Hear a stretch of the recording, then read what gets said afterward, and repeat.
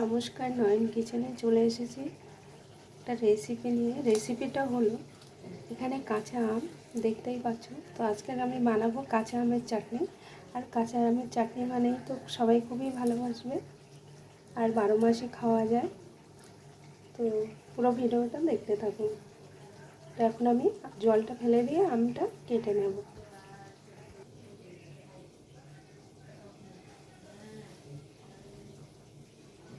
তো এখানে আমি আমটা কেটে নিয়েছি এরকমভাবে।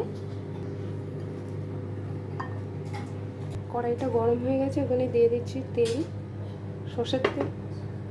তো এখানে দিয়ে দিচ্ছি 5 ফোড়ন,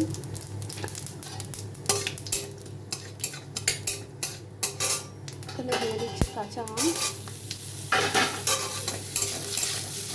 এখানে দিয়ে দিচ্ছি নুন পরিমাণ মতন।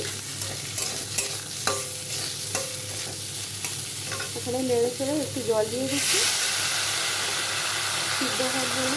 এটা চাপা দিয়ে দেবো, চাপাটা নামিয়ে নিচ্ছি।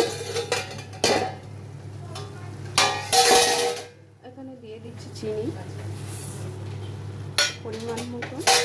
দেখুন আমটা কিন্তু সিদ্ধ হয়ে গেছে, বেশি কষাবেন না আম দিয়ে, তাহলে কাঁচা গন্ধটা চলে যায়। তো এখন আমি চিনিটা দিয়ে দিয়েছি।